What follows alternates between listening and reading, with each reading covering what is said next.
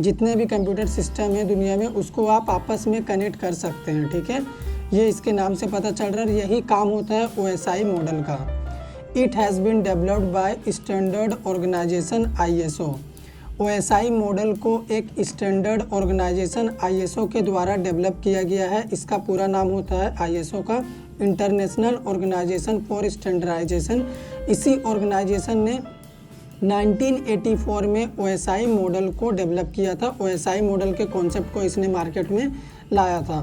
तो ये हो गया OSI मॉडल का इंट्रोडक्शन। अभी OSI मॉडल में आपको पढ़ने से पहले दो बातें याद रखनी है। सबसे पहली बात क्या याद रखनी है, it is a 7 layer architecture where each layer having specific functionality. ये जो OSI मॉडल होता है ना, इसमें टोटल 7 लेयर होते हैं, ठीक है। और हर एक लेयर का एक अलग फंक्शनैलिटी होता है, सभी का एक अपना अलग काम होता है। और सेकंड यूज़ क्या है, all these 7 layer work collaboratively to transmit the data from one network to another across the globe.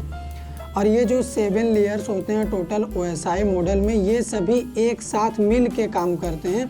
और ये सभी एक साथ मिल के जब काम करते हैं तभी क्या होता है, एक नेटवर्क से दूसरे नेटवर्क में हम कहीं भी डेटा को पूरे दुनिया में ट्रांसफ़र कर सकते हैं।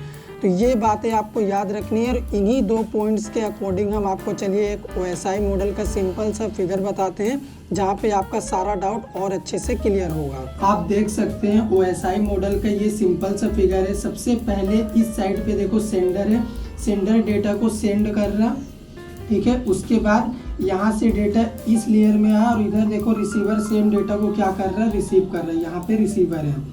तो ऊपर में जो ये 3 लेयर है ना सेंडर साइड में, इन तीनों लेयर को हम क्या बोलते हैं, इनको हम बोलते हैं सॉफ्टवेयर लेयर, ठीक है। उसके बाद ये जो नीचे में 3 लेयर है इनको हम बोलते हैं हार्डवेयर लेयर, ठीक है।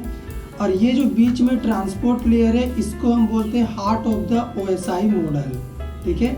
ये OSI मॉडल का हार्ट है, क्यों, क्योंकि सॉफ्टवेयर लेयर इन तीनों और हार्डवेयर लेयर इन तीनों के बीच में जो डेटा कम्युनिकेशन का काम करता है वो ट्रांसपोर्ट लेयर करता है। सेम चीज़ इधर भी है। अभी हम बात करते हैं, सबसे पहले अगर हम किसी को कोई भी डेटा सेंड करते हैं तो क्या होता है, कैसे रिसीवर के पास वो पहुंचता है। सेंडर साइड में सबसे पहले लेयर जो होता है उसको बोलते हैं हम एप्लीकेशन लेयर।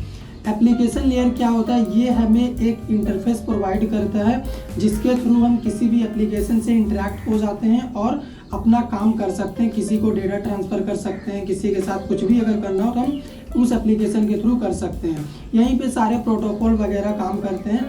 मान लो अगर मुझे आपको कुछ भी डेटा सेंड करना है तो अगर मैं व्हाट्सअप भी यूज़ करता हूँ तो व्हाट्सअप भी एक एप्लीकेशन हुआ, तो वो एप्लीकेशन कौन प्रोवाइड कर रहा है, ये एप्लीकेशन लेयर प्रोवाइड कर रहा है। अभी मान लो आप इंटरनेट पे कुछ सर्च कर रहे हैं, आप वेब ब्राउज़र यूज़ कर रहे हैं गूगल क्रोम, तो यहाँ पे अगर आप कुछ भी सर्च करते हैं तो आपके सामने जो भी रिजल्ट आता है वो प्रोटोकॉल की मदद से आता है, HTTP प्रोटोकॉल की मदद से। तो वो प्रोटोकॉल भी एप्लीकेशन लेयर में ही काम करते हैं। फाइल ट्रांसफरिंग, मेल ट्रांसफरिंग के लिए जो प्रोटोकॉल होता है वो यहीं पे काम करते हैं, ठीक है।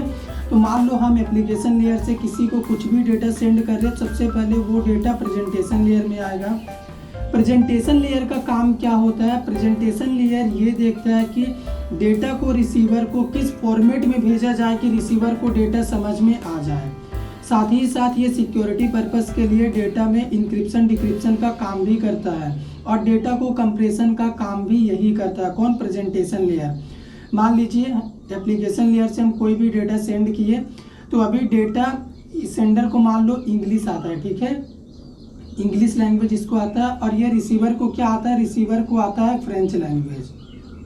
तो अगर सेंडर इंग्लिश लैंग्वेज में डेटा एप्लीकेशन लेयर से भेजा, प्रेजेंटेशन लेयर में आया, तो प्रेजेंटेशन लेयर क्या करेगा, इस इंग्लिश डेटा को फ्रेंच लैंग्वेज में ट्रांसलेट करेगा, तब रिसीवर को भेजेगा ताकि रिसीवर को समझ में आ जाए।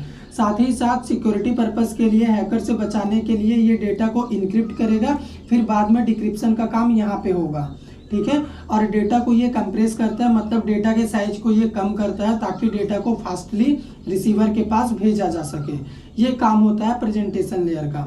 अब प्रेजेंटेशन लेयर अपना काम करने के बाद डेटा को ट्रांसफ़र करता है सेशन लेयर के पास। सेशन लेयर का काम क्या होता है, सेशन लेयर का बड़ा ही सिंपल सा काम है। ये सेंडर और रिसीवर के बीच एक कनेक्शन का सेशन स्टार्ट करता है कि जब तक रिसीवर को डेटा रिसीव ना हो जाए वो कनेक्शन का जो सेशन है वो स्टार्ट होना चाहिए, वो कंटिन्यू रहना चाहिए। मान लो डेटा कोई भेज रहा है, सेशन लेयर कोई डेटा ट्रांसफ़र कर रहा है, ठीक है, आधा डेटा गया, डेटा जाना बंद हो गया, तो दोबारा सेशन लेयर फिर से सेशन को स्टार्ट नहीं करेगा, वो वहीं से आगे डेटा ट्रांसफ़र करेगा जहाँ से डेटा का ट्रांसफरिंग रुक गया था। ये काम होता है सेशन लेयर का। अब बात करते हैं ट्रांसपोर्ट लेयर की। ट्रांसपोर्ट लेयर में जो भी डेटा सेशन लेयर से आता है, सबसे पहले ट्रांसपोर्ट लेयर क्या करता है, उस डेटा को सेगमेंट के फॉर्म में डिवाइड करता है। मतलब डेटा को छोटे छोटे सेगमेंट में ये डिवाइड करता है ट्रांसपोर्ट लेयर। उसके बाद क्या करता है, नेटवर्क लेयर को आगे ट्रांसफ़र करता है। तो यहाँ पे ट्रांसपोर्ट लेयर में दो चीज़ होती है, एक होता है टीसीपी और एक होता है यूडीपी प्रोटोकॉल। अगर आप कनेक्शन इस्टेब्लिश करके डेटा भेजना चाहते हैं तब आप टीसीपी प्रोटोकॉल की मदद से भेजेंगे। अगर आप बिना कनेक्शन इस्टेब्लिश किए डेटा को फास्टली बस भेज देना चाहते हैं तब आप यूडीपी की मदद से डेटा को सेंड करेंगे। टीसीपी की मदद से डेटा सेंड करने से फ़ायदा क्या होता है कि अगर डेटा रिसीव होता है तो हमें पता चलता है, एक फीडबैक आता है रिसीवर साइड से कि डेटा रिसीव हो चुका है। अगर रिसीव नहीं भी होता है तभी भी हमें पता चलता है, क्योंकि टीसीपी हमें सारी जानकारी प्रोवाइड करता है।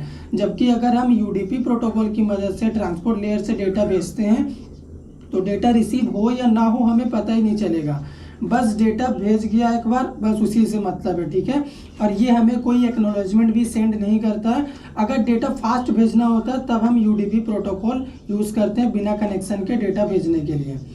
अब ट्रांसपोर्ट लेयर से जो भी डेटा सेगमेंट फॉर्म में नेटवर्क लेयर में आता है, नेटवर्क लेयर क्या करता है, सबसे पहले उस डेटा को ना पैकेट के फॉर्म में ट्रांसफ़र करता है। उस डेटा को पैकेट में ये डिवाइड करता है, अलग अलग छोटे छोटे पैकेट में ये तोड़ता है। तो नेटवर्क लेयर के पास बहुत ज़्यादा काम होता है। ये क्या करता है, सेंडर और रिसीवर दोनों का आईपी एड्रेस स्टोर करके रखता है, और जितना भी राउटर का काम होता है यहीं पे होता है। तो इसके पास सेंडर रिसीवर दोनों का एड्रेस होता है कि डेटा कहाँ से आया है और डेटा को कहाँ भेजना है। साथ ही साथ नेटवर्क लेयर ये भी डिसाइड करता है कि डेटा को किस तरीके से रिसीवर के पास भेजा जाए, किस रास्ते से भेजा जाए कि डेटा बहुत जल्दी रिसीवर को रिसीव हो जाए। यानी जो भी राउटर का काम होता है वो यहाँ नेटवर्क लेयर में ही होता है। अब नेटवर्क लेयर जो भी डेटा पैकेट के फॉर्म में डेटा लिंक लेयर को भेजता है, डेटा लिंक लेयर क्या करता है, सबसे पहले उस डेटा को फ्रेम करता है, ठीक है, उस डेटा का ये फ्रेमिंग करता है। यहाँ पे जो डेटा पैकेट लेयर में था, डेटा लिंक लेयर में वो डेटा फ्रेम के फॉर्म में आ चुका है। तो डेटा लिंक लेयर का 3 काम होता है। सबसे पहला, जो भी डेटा आया है वो डेटा एरर फ्री है कि नहीं, अगर एरर फ्री है तो उसके एरर को हटाना और एरर फ्री डेटा आगे ट्रांसफ़र करना। साथ ही साथ ये क्या करता है, सेंडर और रिसीवर के साइड में डेटा के फ्लो कंट्रोल को ये मेंटेन करता है। मान लो सेंडर डेटा सेंड कर रहा है 10 Mbps स्पीड से, रिसीवर 5 Mbps स्पीड से रिसीव कर रहा, तो ऐसे में क्या होगा कि रिसीवर के साइड में डेटा कम रिसीव होगा, यहाँ पे ट्रैफिक बढ़ जाएगा, लोड बढ़ जाएगा, तो हमारा डेटा करप्ट भी हो सकता है, डेटा लॉस भी हो सकता है। तो डेटा लिंक लेयर क्या करता है, सेंडर और रिसीवर दोनों के साइड में जो डेटा ट्रांसफरिंग का स्पीड है वो मेंटेन रखता है, सेम स्पीड यहाँ पे ये करके रखता है। साथ ही साथ ये फिजिकल एड्रेसिंग का भी काम करता है कि मान लो एक नेटवर्क है, उसमें हज़ारों कंप्यूटर कनेक्टेड है, हमें किसी पर्टिकुलर में डेटा सेंड करना है, तो डेटा लिंक लेयर क्या करता है, उसका फिजिकल एड्रेस भी निकालता है, फिजिकल एड्रेसिंग का काम भी ये करता है। अब जो भी डेटा फ्रेम के फॉर्म में डेटा लिंक लेयर में आता है, ये क्या करता है, फिजिकल लेयर को ट्रांसफ़र करता है।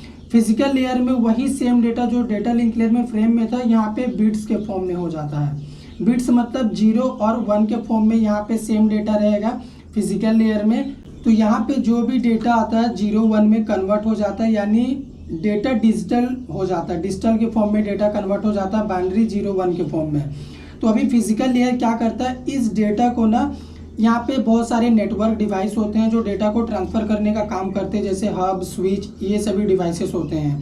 तो ये क्या करेगा, फिजिकल लेयर ये डिसाइड करता है कि रिसीवर के पास डेटा वायरलेस भेजना है या फिर वायर के थ्रू भेजना है, ये काम भी फिजिकल लेयर का ही होता है। तो अभी यहाँ से ये क्या करेगा, फिजिकल लेयर, सेंडर वाला फिजिकल लेयर रिसीवर वाले फिजिकल लेयर को डेटा दे देगा। अभी सेम प्रोसेस जो इधर रिपीट हुआ है, सेम वही प्रोसेस उल्टा तरीके से रिसीवर के साइड में रिसीव होगा। रिसीवर के साइड में सबसे पहले फिजिकल लेयर आएगा, बिट्स के फॉर्म में डेटा रहेगा, ये डेटा देगा डेटा लिंक लेयर को, फ्रेम के फॉर्म में डेटा रहेगा। उसके बाद ये डेटा आएगा नेटवर्क में, तो पैकेट के फॉर्म में ट्रांसफ़र होगा। फिर क्या होगा, ये डेटा आएगा ट्रांसपोर्ट लेयर में, तो सेगमेंट में डेटा रहेगा। फिर सेम डेटा सेशन लेयर में जाएगा, तो सेशन लेयर में डेटा सेम वैसे ही फॉर्मेट में आ जाएगा जिस फॉर्मेट में सेंडर ने सेंड किया था। यानी अगर मान लो डेटा था तो वो डेटा डेटा ही रहेगा।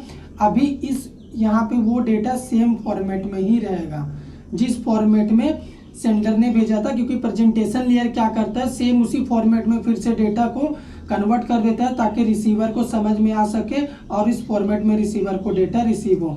तो ये सिंपल सा हमारा OSI मॉडल का फिगर है। एग्जाम में MCQ क्या पूछेगा, ट्रांसपोर्ट लेयर में डेटा किस फॉर्म में होता है, सेगमेंट के फॉर्म में। नेटवर्क लेयर में डेटा किस फॉर्म में होता है, पैकेट के फॉर्म में। डेटा लिंक लेयर में फ्रेम के फॉर्म में। फिजिकल लेयर में बिट्स के फॉर्म में डेटा होता है। और इन सभी का काम क्या होता है मैंने आपको इस फिगर के थ्रू बढ़िया से समझा दिया है। अगर आपको वीडियो पसंद आया हो तो लाइक करिए, शेयर करिए, दोस्तों के बीच अच्छे से शेयर करिए ताकि उनकी भी हेल्प हो सके।